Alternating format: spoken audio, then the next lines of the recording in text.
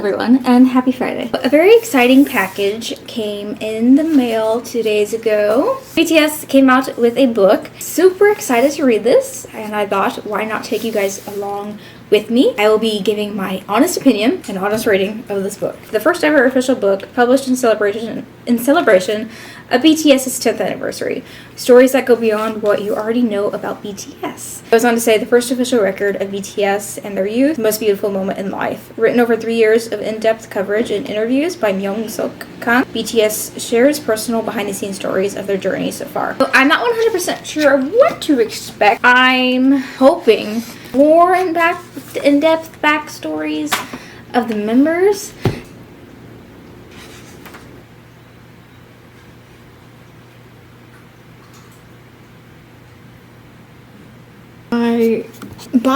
My alt bias, for that matter, one of my alt biases. Suga has committed a great crime, and I hope he doesn't do this anymore.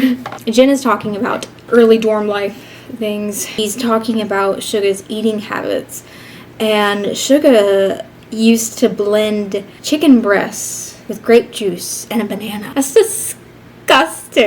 Also, Jungkook, when he was describing his auditioning process and stuff, he mentioned that he got like 7 other offers from other companies, and one of the companies, I don't know which one, he doesn't mention any of the other companies' names, but a company offered to do an audition for him, but he had to come to a hotel alone.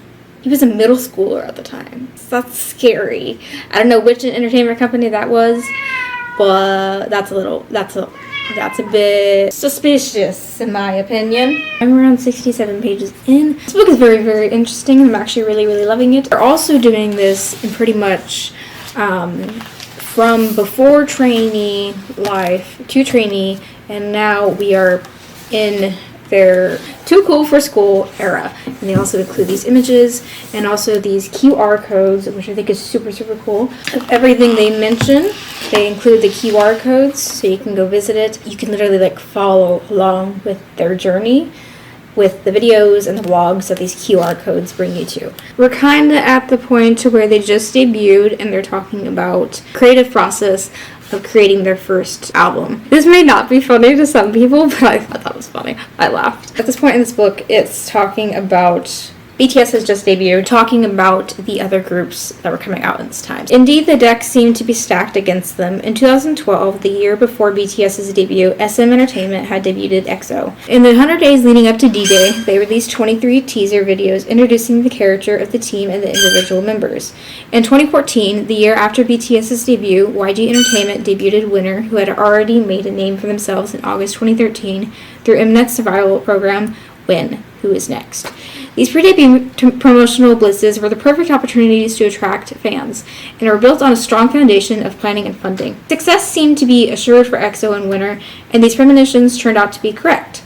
Like their SM Entertainment predecessors, HOT and TVXQ, EXO quickly built up a fan following, while Winner's debut song, Empty, topped the real-time charts on every Korean music streaming platform. BTS, meanwhile, ran a blog. I thought that was so funny. It's unfortunate that they did have such little funding at that time.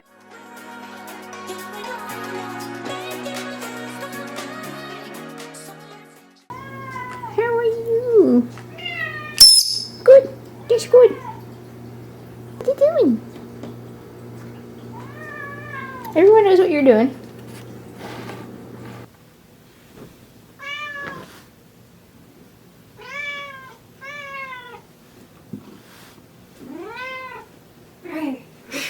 So I am exactly 50% into Beyond the Story. Don't mind the morning noises. I want my window open right now to air out my room. I believe there's a dead animal in my air vent. It smells horrible in here right now. The issue I'm finding with this book is that it is constantly reminding us over and over again where BTS came from, being from a small company, and pretty much getting viciously cyberbullied throughout their career, which I understand that is important to their story and that is completely valid to bring up, but we don't need to be reminded of it every 2 to 3 pages. It makes the story very repetitive. Just stay there. Stay there.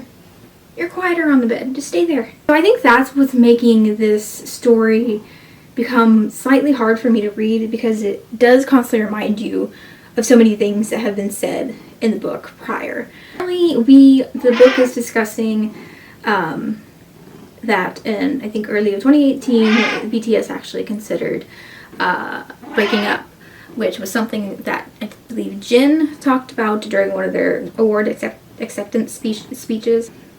You know, I'm going to take my camera out in the living room. With the fact of their group being so large and them having the role of being role models, they felt if they stepped out of line just like a little bit, or if they made like a tiny mistake, as humans do, that people to that level of success make a tiny mistake and everyone just wants to cancel them nowadays. It's that kind of anxiety and fear, and it's very understandable how they would want to break up. I also mentioned that they had zero privacy.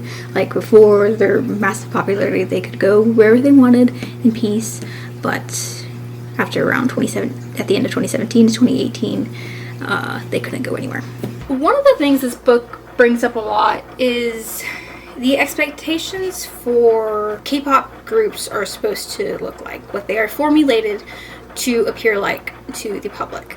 So that would be squeaky clean image. Companies want you to perceive these people as people who can do no wrong. To give some examples, K-pop artists rarely talk about political things. It's a big no-no for them to swear. People want them to stay pure. This is one of the weirdest things with the industry with me. A K-pop group can do a sexy concept, but they can't be involved in sexual things, whether that be with a partner or by watching something that has like a kissing scene or a love scene or something like that. It's not the best thing for them because they are kept to such a standard of what they need to be like. Where was I going with that? I just went on a whole rabbit trail. The book brings up the fact that there are these expectations for the artists. So an example that the book brings up during BTS's, it was their first documentary, Burn the Stage, I believe. In the documentary, it shows Jin and Taeyong having an argument. And the book talks about how the chemistry between members is considered a very crucial part to a group. And to break the closeness by showing an argument between two members, E and Jin, as the book says, kind of went against the norms. Most companies don't like to show or tell when a group member argues with another member. Again, I would say over the years, this has become less of a thing that people care about. And I think a lot of people, me included, when they saw that scene in Burn the Stage, we enjoyed it because it was another way to show that these are human people. And human people do have arguments with each other. It doesn't matter how long they've known each other. It doesn't matter that they grew up together. It doesn't matter that they went to high school together. It doesn't matter if they're the best of friends. You are going to argue with people. I just think it's interesting that so many people are aware of what is expected of these artists. It just makes me wonder, why do we keep these people to such high standards? There's no denying that these expectations to hold these people to such a high standard is something that can cause them to be very mentally ill. And while no one knows 100% why some of the artists have taken their life, it just boggles my mind that people are so aware of, like I said, I keep repeating myself, but like, of these expectations, and we aren't trying to fix that. I almost have 100 pages left. The book is almost 500 pages, and the format of following through their whole 10 years, it's an exciting idea, and I do enjoy it to some extent. It's just so much is in this book that does not need to be in this book because it has been previously mentioned so many times. So it just becomes stagnant almost, and I'm tired of it. I'm not gonna lie. One interesting thing that I did find out is that their last album was almost, Love Yourself Her was possibly going to be their last album. During Love Yourself Tear was when, during the creation of that, was when the members were considering disbandment. And it definitely makes me appreciate that album a lot more. I mean, to imagine that Love Yourself Her would have been the last. For one, that was when I got into BTS, so it would have been sad in general, but Fake Love was my first comeback with them. It's like a really special era of mine. I have finished this book, finally. This book was 496 pages long. Did not need to be that long. In the end, I gave this book a 2 out of 5 stars because I skimmed the last 100 pages because pretty much every single reason that I brought up is a continuous element of this book. I think I said this, but there's only so many ways that you can explain how you do something or how you're feeling, which, yes, their feelings are, I'm not trying to say that the members shouldn't have shared what they were feeling during certain times of their career, but I think given the context, we really don't need to know every single feeling they're feeling because it's pretty easy to figure out what they'd be feeling in those situations. The fun tidbitness of it didn't last long. It only lasted maybe for like the first 100 pages. There were still fun things here and there within this, but they were very here and there.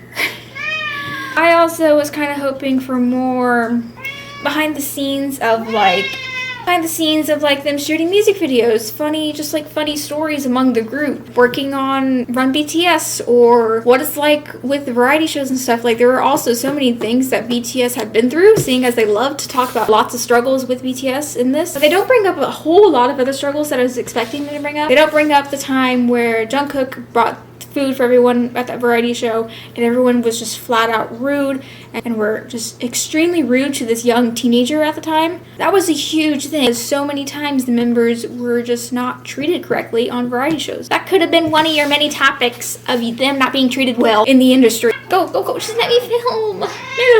I know this is a BTS, like, the group story and stuff, but it would have been nice to, like, them talk about, like, their friends in the industry. Jungkook with his 97 line group that has, like, Mingyu and Unwoo and so many others. All of them have friends within the industry, and it would have been fun. Like, how did they meet? As a fan, you don't need to love everything that your faves release. They didn't write it.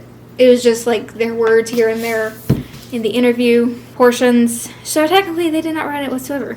Honestly, if any of them wrote a book, yes, I would buy it, especially if it's Namjoon. Yeah, this is not my favorite thing that BTS have worked on. I do think some fans would really, really love this. I didn't enjoy this book, I'm sorry. Again, unfortunate. That's how the cookie crumbles. If you have read this book, please tell me your thoughts down below. I hope you guys enjoyed this video. I hope you guys have a great day, and I will see you next Friday. Bye-bye.